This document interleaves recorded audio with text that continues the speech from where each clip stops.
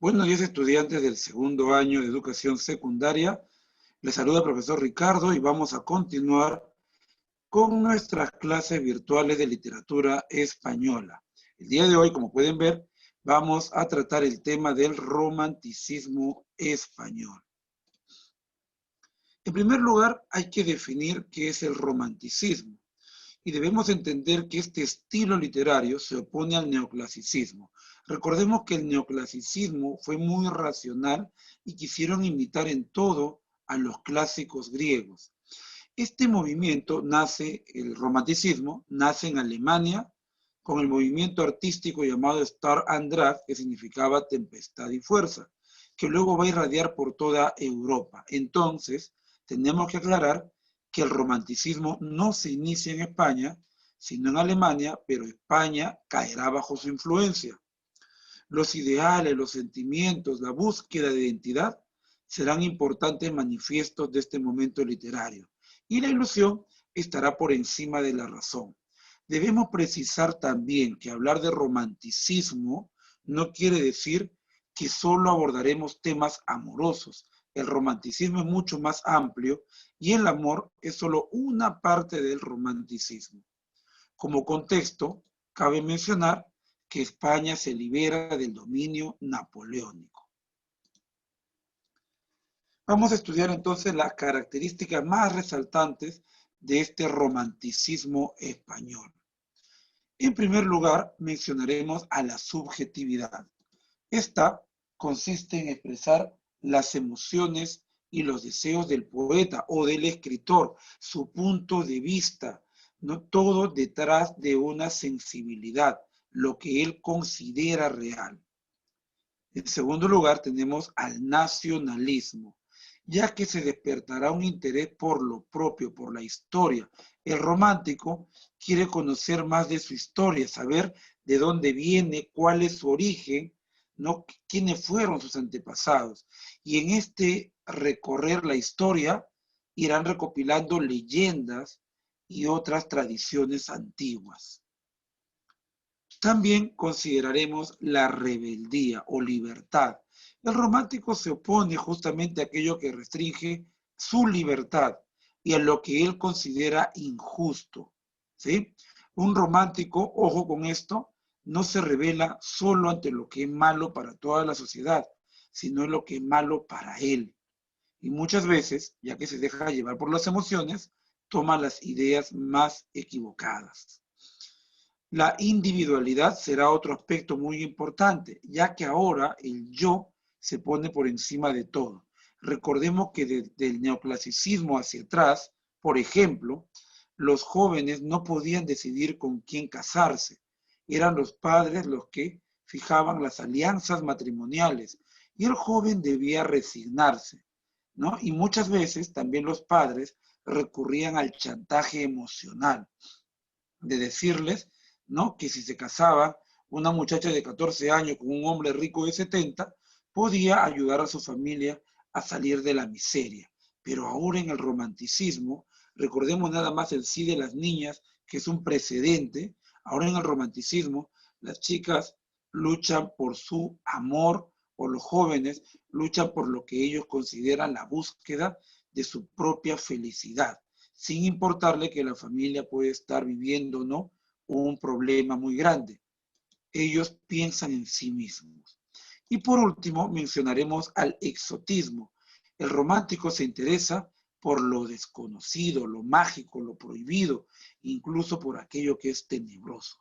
Y es que, gracias a esta característica del interés por lo propio, el romántico no solamente va a recopilar historias antiguas de tradiciones o de amor, sino también algunas historias de terror. El romanticismo tuvo dos vertientes paralelas que vamos a ver a continuación. Cuando hablamos de vertientes, recordemos, son movimientos que suceden en simultáneo, ¿sí? Entonces, estas vertientes por las que transitan algunos escritores españoles son el romanticismo individual y el romanticismo histórico. El romanticismo individual mantiene un tono intimista, privado, emociones personales, internas, propias de un poeta. ¿sí? Se aparta de lo real y se deja llevar por la ficción, por la ilusión, el ideal. Y generalmente en el romanticismo individual va a destacar la poesía amorosa. Por su parte, el romanticismo histórico consiste en la búsqueda de lo propio, de la identidad, de su pasado, conocer su origen y, como mencionamos hace un instante, recopilará leyendas e historias. Y al encontrar todo tipo de historias, el romanticismo histórico será el originario de la literatura de terror. Entonces, recordemos siempre que la literatura de terror es parte del romanticismo. Vamos ahora a ver algunos representantes del romanticismo español. Aquí tenemos en nuestra imagen, en realidad, a un romántico peruano. Él es Ricardo Palma, ¿no? Sin embargo, tuvo mucho trato y mucha influencia también con algunos escritores españoles de la época. Bien, empecemos con los románticos españoles. Mencionaremos en primer lugar a José Zorrilla, destacado dramaturgo español. Entre sus obras más importantes mencionaremos a Buen juez, mejor testigo, donde podemos ver una escenificación de la tradición del Cristo enfadado por una promesa incumplida. Era típico en la sociedad española de la época, y creo que también en la nuestra, que cuando alguien iba a la iglesia, se arrodillaba ante la efigie de un santo o del propio Cristo y le pedía que le complazca con un milagro a favor de una promesa. Sin embargo, cuando el que pedía, el solicitante, no cumplía la promesa, recibía un castigo mayor. Su segunda obra, en este caso seleccionada, porque repetimos, son muchas las obras escritas por José Zorrilla, tenemos Cuentos de un loco, donde se podrá concentrar un conjunto de relatos que hablan sobre fantasmas, almas en pena, cosas satánicas, ¿no? Y un mundo sobrenatural. Y por último, su obra más celebrada, Don Juan Tenorio, que en realidad está basado en una obra de Tirso de Molina, muy anterior al Siglo de Oro, y esta obra se llamaba El burlador de Sevilla. En la obra Don Juan Tenorio vemos al personaje español, ¿no? que ya pertenece a la tradición popular, porque el propio Tirso de Molina menciona que él no inventa el personaje. El personaje, ya de él se hablaba por siglos. Este personaje se burla de las mujeres y mata hombres para mostrar su virilidad. Don Juan hará una apuesta con otro joven adinerado llamado Don Luis para ver quién enamora a más mujeres y las engaña solo para satisfacer sus deseos. Cuando se encuentran después de un año, Don Juan y Don Luis han empatado, han engañado a la misma cantidad de mujeres. Entonces Don Luis le propone a Don Juan enamorar a la novicia Sor Inés, una jovencita de 16 años, virtuosa y muy decente. Don Juan acepta el reto. Lo que sigue, te lo voy a contar en el próximo video, donde haremos nuestro análisis de obras románticas. Pero podemos ver que José Zorrilla, el autor, va a rescatar historias de la tradición española o cristiana antigua y sobre todo sus relatos van hacia el lado del terror, de lo gótico, de lo sobrenatural.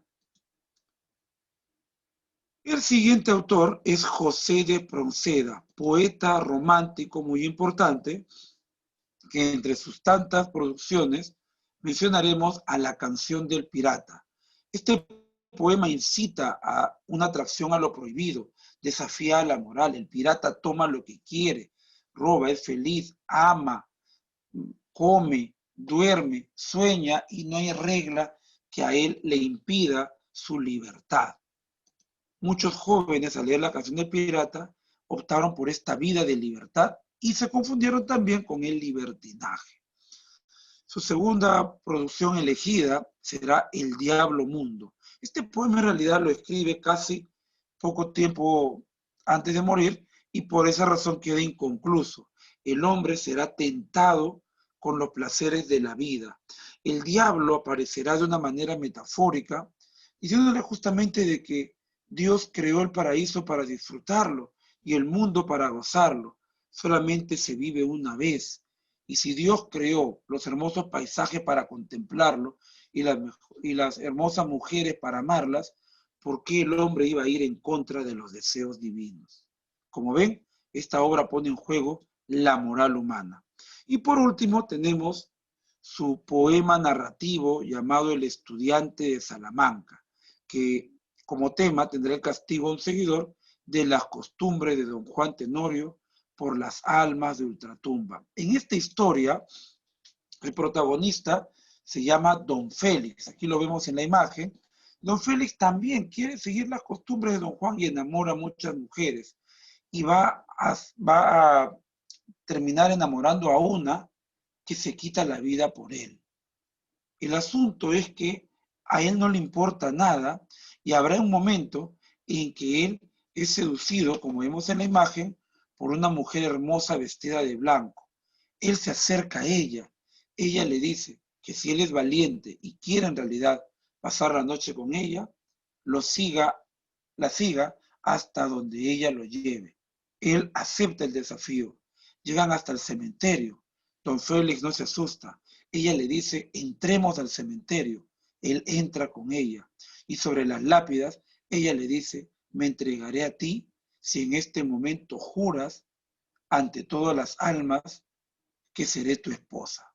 Don Félix, con tal de complacer sus deseos, y ya que le había jurado lo mismo a muchas mujeres, lo jura.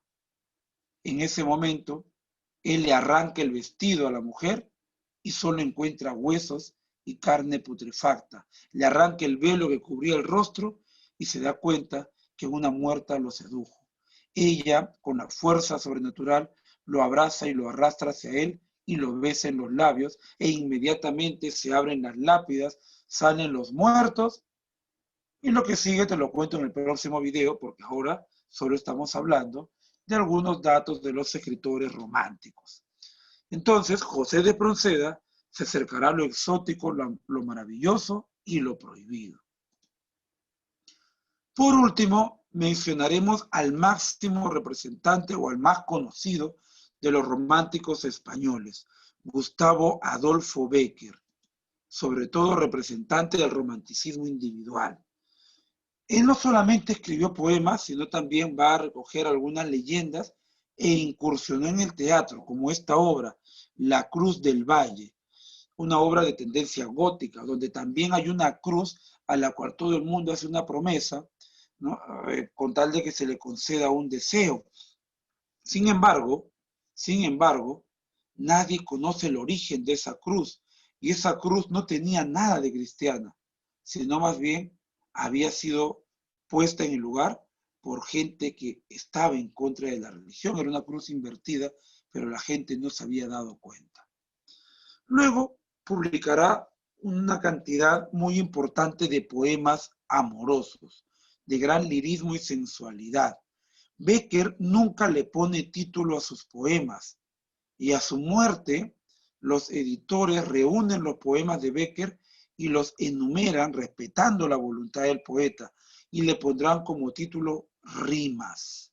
Pero como el libro era muy pequeño y era un gasto muy grande, lo van a juntar con las leyendas que Bécquer también había publicado en vida en algunos periódicos o en algunas ocasiones, y escucharemos hablar de rimas y leyendas como si fueran una sola obra, cuando en realidad son obras distintas. En las leyendas que Bécquer escribe se verán relatos sobrenaturales de suspensos, también basadas en las tradiciones españolas, ¿sí?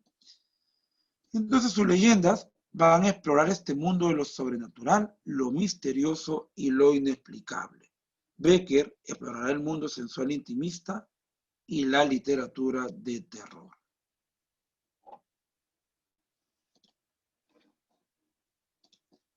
Bien, muchachos, esto es todo con respecto a nuestra clase de hoy. Desarrolla tus actividades y ya en nuestra clase virtual avanzaremos un poco más, profundizaremos el tema y nos vemos entonces la próxima semana. Muchas gracias por tu participación.